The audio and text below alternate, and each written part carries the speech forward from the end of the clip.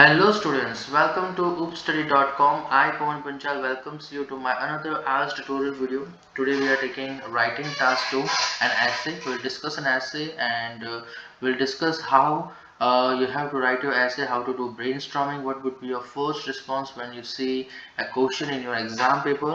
तो इधर मैंने एक हेल्थ कैटेगरी का एक ऐसे लिया है और आज हम डिस्कस करेंगे कि क्या आपका फर्स्ट रिस्पॉन्स होना चाहिए और किस तरह से आपको ब्रेनस्टॉर्मिंग करना है आप ऐसे का।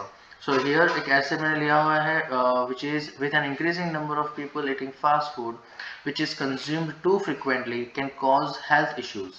Some people think that the only solution is to ban it completely. Now question जब भी आप पढ़िए, ठीक है, टॉपिक ने आपको आपने टॉपिक पढ़ा, that means you have to get familiar with the topic.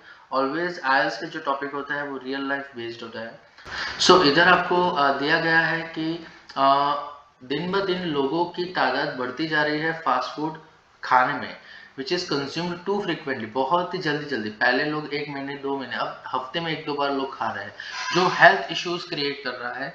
और इसको रोकने का एक ही तरीका है कुछ लोगों के हिसाब से। Some people think that the only solution is to ban it completely, fast food को बैन कर देना चाहिए कम्प्लीटली।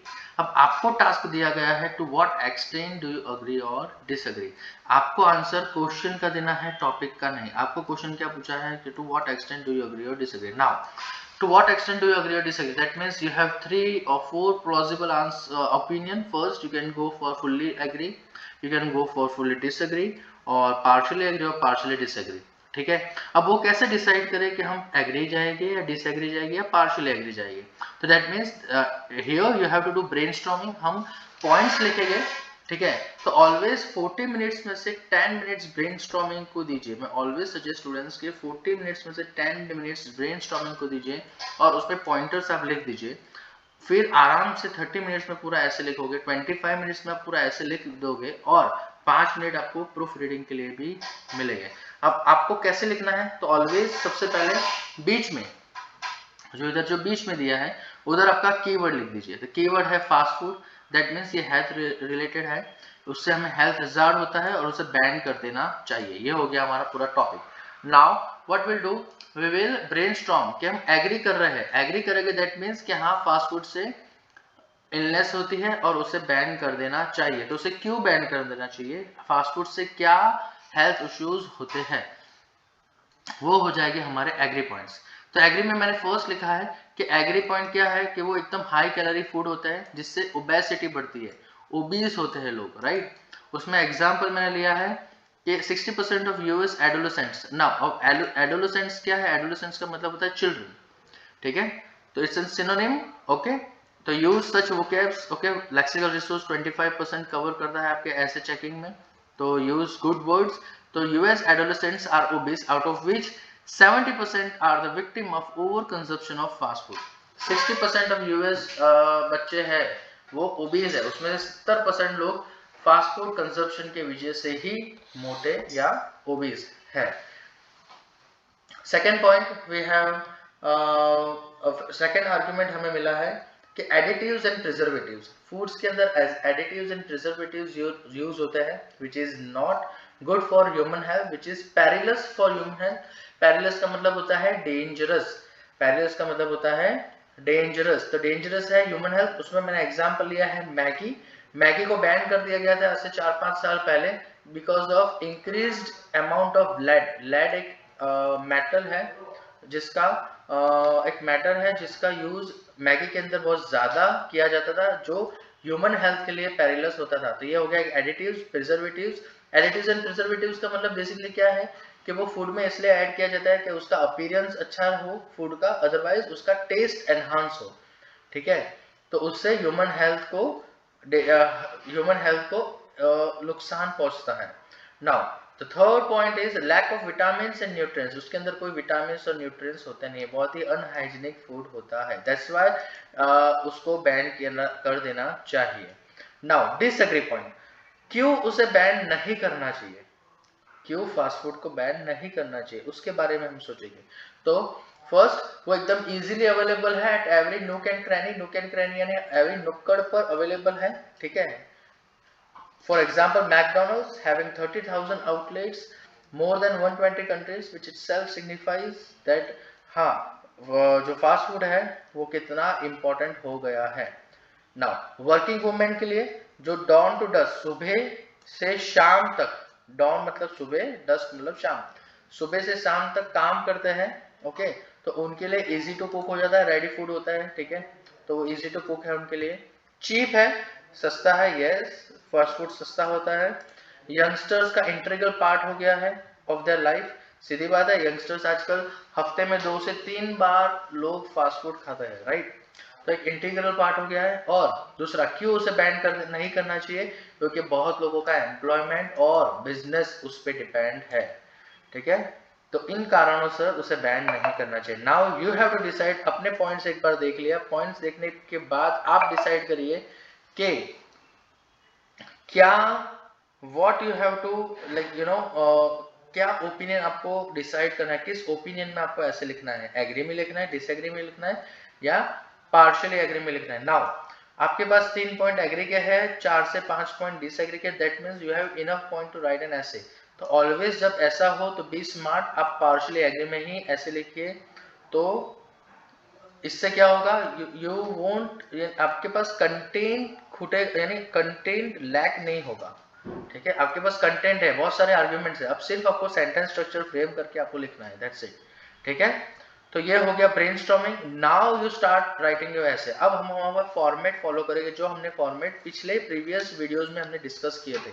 एग्री डिसएग्री का फॉर्मेट हमने डिस्कस किया था कि किस हिसाब से हम फॉर्मेट यूज करेंगे ऐसे में, तो अब हम डिटेल में डिस्कस करेंगे कैसे फॉर्मेट को हम ऐसे के अंदर यूज कर सकते हैं। So now will read an essay, जो मैंने ऐसे इधर लिखा हुआ है। फॉर्मेट क्या था, तो इंट्रोडक्शन में हमें 3 लाइन लिखनी है, ठीक है। 3 लाइन किस तरह से लिखना है, तो फर्स्ट सब्जेक्ट लाइन होगा जिसमें हम कीवर्ड फाइंड करेंगे टॉपिक से, और उस टॉपिक का हम कैटेगरी फाइंड करेंगे, और कैटेगरी की कॉमन लाइन, राइट, वो जनरल सेंटेंस लिखेंगे। सेकेंड लाइन था क्वेश्चन लाइन, जहां पर हम हमारा इंक्लिनेशन पैराफ्रेज करेंगे टॉपिक को, इंक्लिनेशन के साथ हमारा इंक्लिनेशन हमने डिसाइड किया पार्शियली एग्री, दैट मीन्स हमें एग्री में भी पैराफ्रेज करना है और डिसएग्री में भी पैराफ्रेज करना है। And then last verdict line, जहां पर हमें थीसिस स्टेटमेंट लिखना है, तो हम थीसिस स्टेटमेंट लिखेंगे। That's how we will frame our introduction, right. तो सी फर्स्ट लाइन क्या है, in today's fast paced life fast food has become ubiquitous. Ubiquitous का मतलब होता है प्रेजेंट एवरीवेयर, यूनिवर्सल, तो सीधी बात है यूनिवर्सल है, right, all around the globe, and it's repercussion, repercussions का मतलब होता है कॉन्सिक्वेंसेस, उसके negative effects are evident, evident का मतलब होता है नोन टू ऑल, सबको पता है, ठीक है, नोन, ठीक है। तो ये हो गया हमारा फर्स्ट लाइन, सब्जेक्ट लाइन, ठीक है। In today's fast paced life fast food has become ubiquitous all around the globe and its repercussions are evident to all.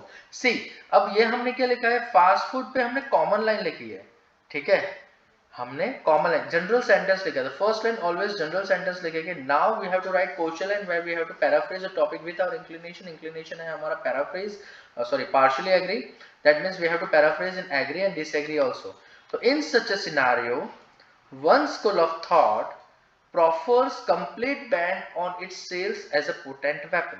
क्या है कि ऐसे सिनारियो में one school of thought, one school of thought का मतलब होता है वन ग्रुप ऑफ पीपल, तो वन ग्रुप ऑफ पीपल प्रॉफर्स, प्रॉफर्स यानी उनकी बात को रजूआत करते हैं, यानी एक उनकी बात को सबके सामने रखते हैं कि कंप्लीट बैन ही एक पोटेंट वेपन है, एक अच्छा रेमेडी है इस प्रॉब्लम से उभरने का। However we will use contradict connector, ठीक है, ये हो गया हमारा एग्री, ये हो गया एग्री पैराफ्रेज कि हाँ उसे बैन कर देना चाहिए। अब हम लिखेंगे उसे बैन नहीं करना चाहिए, तो सीधी बात है एग्री में से डिसएग्री पे आ रहा है, तो we have to use contradict connector. तो कॉन्ट्राडिक्ट कनेक्टर हमने यूज किया है यहाँ पर however. However, complete ban does not seem to be a pragmatic solution. Pragmatic मतलब realistic solution लग नहीं रहा है, ठीक है, सीधी बात है, हम we can't ban fast food completely, right, वो pragmatic नहीं है, वो practical नहीं है, तो वो हो गया हमारा disagree point. So that's how we paraphrase our topic with our agree and disagree inclination. Now हम लिखेंगे वर्डिक्ट लाइन हमेशा स्टार्ट करने से पहले हम लिखेंगे hence connector, it's an conclusion connector, ठीक है। हम इंट्रोडक्शन का कंक्लूजन पे आ गए हैं, तो इंट्रोडक्शन को एंड करेंगे हैंस से। तो hence I partially agree with the proposed thought and the reasons for my inclination are articulated in ensuing paragraph. के मैं पार्शियली एग्री कर रहा हूँ जो भी थॉट आपने प्रपोज किया है मेरे सामने, and the reasons for my inclination, मेरे ये इंक्लिनेशन, मेरा जो ढलाव है, मेरा जो ओपिनियन है, उसके जो कारण है वो आर्टिकुलेटेड, वो डिस्कस किए गए हैं इन एंसुइंग। एंसुइंग मतलब ट्रेल, फॉलोइंग पैराग्राफ्स, ट्रेल या फिर फॉलोइंग पैराग्राफ्स, अगले पैराग्राफ्स में, ठीक है। Now will go for body part. Partially agree है तो हमने दो बॉडी पार्ट लिखा है, एक बॉडी पार्ट पूरा एग्री का आएगा और एक बॉडी पार्ट पूरा डिसएग्री का आएगा, ठीक है।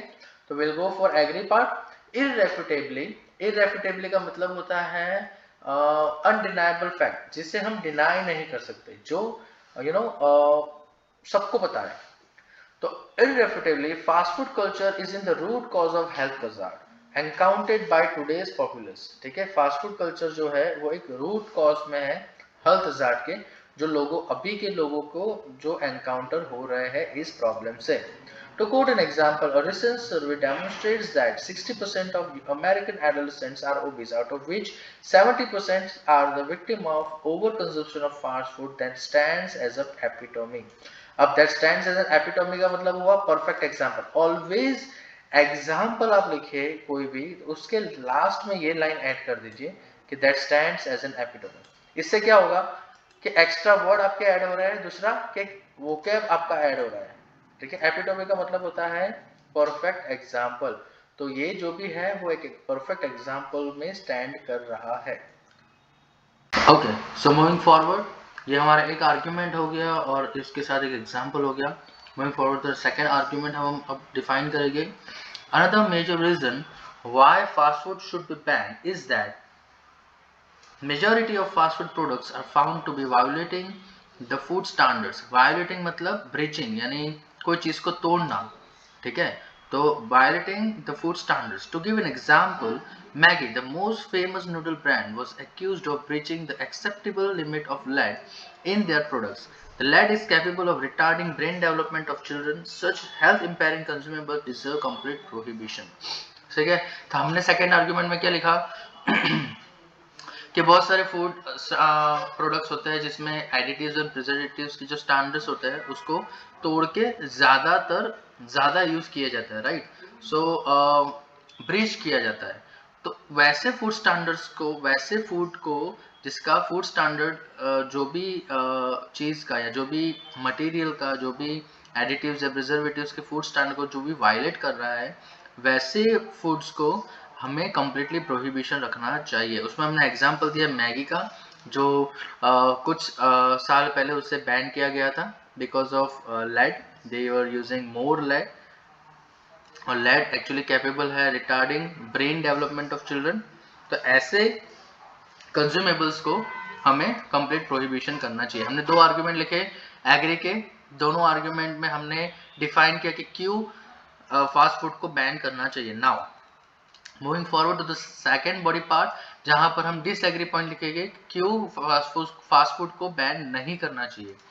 तो पैराडॉक्सिकली अगेन एक कॉन्ट्राडिक्ट कनेक्टर है। हमने पूरा पैराग्राफ एग्री का लिखा ऊपर, तो दूसरा अब हम डिसएग्री का लिख रहे हैं। तो will start with the connector, contradict connector, which is paradoxically, although fast food has proven perilous for human health, it has become an integral part of human life for today's millennials, right? Millennials again children, youngsters, ठीक है। तो वो perilous हो गया है, proven है कि हाँ वो perilous है ह्यूमन लाइफ का, बट क्या हुआ है, ह्यूमन लाइफ के इंटीग्रल पार्ट बन गया है, स्पेशली किनका, मिलेनियल्स का। Thus it can not be completely eliminated, उसको कम्प्लीटली एलिमिनेट नहीं कर सकते। फॉर एन एग्जाम्पल, इधर हमने मैकडोनल्ड्स का एग्जाम्पल लिया है हमारे स्टैंड को ज़्यादा मजबूत करने के लिए कि McDonald's is having 30,000 outlets in more than 120 countries, that itself proves the growing popularity of fast food. जो मैकडोनल्ड्स है उसके 30,000 से ज़्यादा आउटलेट है 120 कंट्रीज में, जो उसकी पॉपुलैरिटी बता रहा है फास्ट फूड की, right? Moving forward to the second argument, moreover nowadays both parents are working from dawn to dusk in order to clutch materialistic pleasure, ensuring no time for cooking traditional food. In such situation fast food comes to rescue. Second argument में हमने ये लिखा है कि भाई parents जो भी work कर रहे हैं सुबह से शाम, ठीक है, मटेरियलिस्टिक प्लेजर को एंश्योर करने के लिए, तो उनके पास कोई टाइम नहीं है ट्रेडिशनल कुकिंग करने के लिए। तो उस टाइम पे फास्ट फूड है जो तुरंत काम लगता है। तो हमने दो पैराग्राफ लिखे एग्री के, दो आर्ग्यूमेंट लिखे एग्री के, दो आर्ग्यूमेंट लिखे डिसएग्री के, दोनों को हमने इक्वली डिफाइन किया है। हमारा ओपिनियन था partially, that means 50% agree 50% disagree. Now हम कंक्लूजन देंगे on the close scrutiny. Scrutiny का मतलब होता है ऑब्जर्वेशन, ठीक है। तो on the close observation considering its ramification, again ramification का मतलब था कॉन्सिक्वेंसेस, इसका सिनोनिम ऊपर आया था रिपरकशंस, ठीक है। तो रिपरकशंस का सिनोनिम है रैमिफिकेशन, जिसका मतलब है कॉन्सिक्वेंसेस। तो on the close scrutiny considering it's consequences certain restrictions are required but exclusion of fast food from our life is not viable. viable का मतलब है possible, ठीक है। तो हाँ, उसके कुछ नेगेटिव पॉइंट्स को देख के हमें कुछ रिस्ट्रिक्शन रखने चाहिए, बट उसको कम्प्लीटली अगर एक्सक्लूजन कर दे, कम्प्लीटली उसको एलिमिनेट करना पॉसिबल नहीं है। So that's an essay. Basically the motto of this lecture was to make you understand that how you will respond to your topic, what would be your thought process, what would be your first response, how to do brainstorming, किस तरह से आपको brainstorming करना है, कैसे आपको arguments ढूंढना है एग्री डिसएग्री के, ठीक है, किस तरह से आपको स्ट्रक्चर्ड ऐसे लिखना है, how to follow the format. हमने फॉर्मेट में सीखा था कि इंट्रोडक्शन में हम 3 लाइन लिखेंगे, तो इसमें हमने 3 सेंटेंसेस लिखे हैं। उसके बाद हर एक आर्ग्यूमेंट के साथ एक एग्जाम्पल हमने फॉर्म किया है, 2 आर्ग्यूमेंट एग्री के लिखे, 2 आर्ग्यूमेंट डिसएग्री के लिखे, एंड देन लास्ट में हमने कंक्लूजन लिखा where we have paraphrase summarise the whole essay, जहां पर हमने एक एंडिंग सेंटेंस लिखा है कि अगर कुछ रिस्ट्रिक्शन हम दे सकते हैं but complete elimination is not possible. So that's an end of our lecture. I hope you will find this lecture informative for your writing task 2. That's an essay. For more such informative lecture, for more such tips and tricks, you can follow us on oopstudy.com. You can subscribe our channel on YouTube. Don't forget to press the bell icon for having a regular update. You can also follow us on our social media handles. The link is given below. Till the next lecture. Bye bye.